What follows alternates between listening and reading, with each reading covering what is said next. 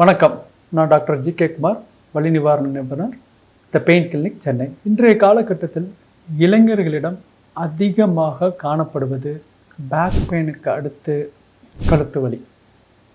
முக்கியமாக ஸ்டூடெண்ட்ஸ் இவங்களில் அதிகமாக காணப்படுகிறது.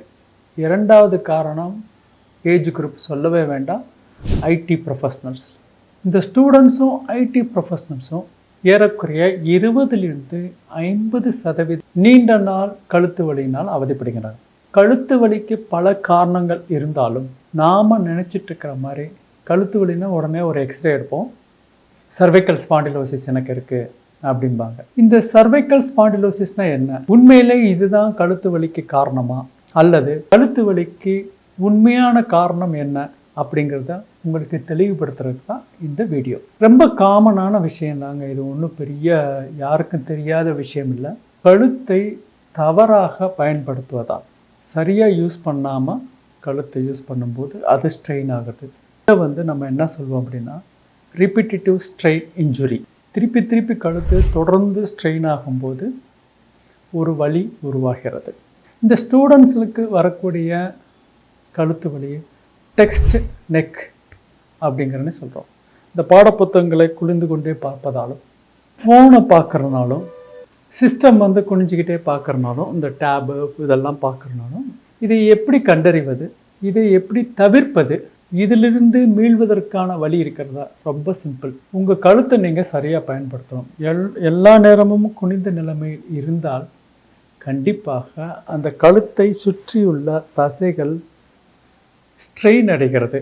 தசைகள் மட்டுமல்ல, இந்த எலும்புகளை சுற்றியுள்ள தசை நார்கள், லிகமெண்ட்ஸ் அண்ட் ஃபேஷியா அப்படிம்போம், அதுவும் பிரச்சனை ஆகிறது.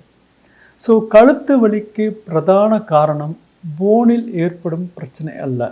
இளம் மற்றும் நடுத்தர வயதினர்களுக்கு, முக்கியமாக மாணவர்கள் மற்றும் ஐடி ப்ரொஃபஷனல் இருந்தீங்கன்னா, கழுத்தை சரியாக உபயோகப்படுத்துவதனால் வரக்கூடிய தசைகள் மற்றும் நார்கள் பாதிப்பினால் மட்டுமே வருகிறது. இந்த போன் ப்ராப்ளத்தினால் வரக்கூடிய கழுத்து வலி வயதானவர்களிடம் காமனாக காணப்படும். ஸோ கழுத்து வலி என்பது ட்ரீட்மெண்ட் எல்லாருக்கும் ஒரே மாதிரி இருக்காது.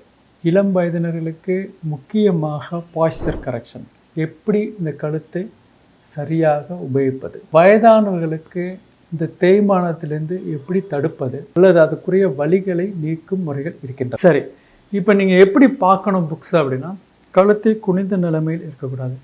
உங்களுடைய சிஸ்டம் யூஸ் பண்ணுறீங்கன்னா முடிந்த அளவு உங்களுடைய கண் பார்வைக்கு நேராக இருக்க வேண்டும். அதிகபட்சம் 20 டிகிரி தாழ்வாக இருக்கலாம். குறைந்தது 20 இன்ச்சு அல்லது 1.5 அடியாவது தள்ளி இருக்க வேண்டும். 20-20 ஞாபகம் வச்சுக்கோங்க. 20 டிகிரி தாழ்வு மட்டும் அனுமதிக்கப்படும். இந்த அளவு இருந்தால் ரொம்ப கஷ்டம். ஸோ கழுத்து என்பது அதிகளவு குனிந்து கொண்டே இல்லாமல் ஓரளவு நியூட்ரல் பொசிஷனில் வச்சிருக்க வேண்டியது அவசியம். இதுதான் பேசிக். மற்றபடி குனிந்து கொண்டே பார்ப்பது இதெல்லாம் தவிர்க்க வேண்டும். படிக்கும்போது இப்படி வச்சு படிக்காமல் கண்ணுக்கு நேராக வைத்து கொண்டு படுத்தால் அந்த கழுத்தின் பாதிப்பு குறைகிறது. இன்னொன்று, நீண்ட நேரம் எந்த ஒரு பொசிஷனில் இருந்தாலுமே உங்களுக்கு அது ஸ்ட்ரெயின் ஆகும். ஆகையினால் ஒரு 1 ஹவருக்கு ஒரு தடவை ஒரு மைக்ரோ பிரேக், 1 நிமிடம் அல்லது 2 நிமிடம் ரிலாக்ஸ் பண்ணலாம். எழுந்து நடந்து வரலாம், கழுத்தை முன்பின் திருப்பி கொண்டு வரலாம். சடக்கு படக்குன்னு திருப்புவாங்க, அந்த சுழுக்கெடுக்கிறது, இதெல்லாம் தயவு செய்து அவாய்ட் பண்ணுங்க. இது மாதிரி நீங்கள் பண்ணுறீங்கன்னா சிம்பிளான விஷயந்தான்.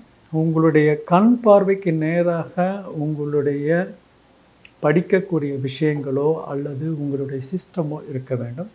நீண்ட நேரம் குனிந்த நேரம் இருக்கக்கூடாது. படுக்கும்போது தலையணை வைத்து கொள்ள வேண்டும். குறைந்த அளவு 10 சென்டிமீட்டர் இருந்தால் போதுமானது. தலகணை இல்லாமல் படுத்தாலுமே நெக் ஸ்ட்ரெயின் ஆகும். எந்த நிலைமையில் படுத்தாலும் ஏதாவது வலி வந்தால் முக்கியமாக மருத்துவரை அணுகி எதனால் வலி வருகிறது என்பதை கவனித்து கொள்ள வேண்டும். இந்த கழுத்து வலி மட்டுமல்லாது கையும் சேர்ந்து வலித்தால் சில சமயம் டிஸ்க் ப்ரொலாப்ஸ், கழுத்து எலும்பில் உள்ள டிஸ்க் பல்ஜினால் வரலாம்.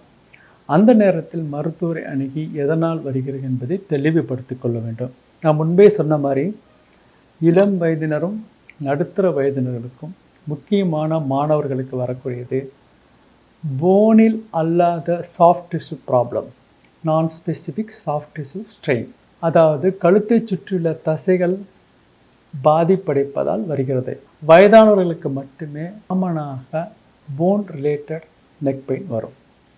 ஸோ உங்களுக்கு இந்த வீடியோ ஒரு புரிதலை உண்டு பண்ணும் என்று நினைக்கிறேன். நன்றி, வணக்கம்.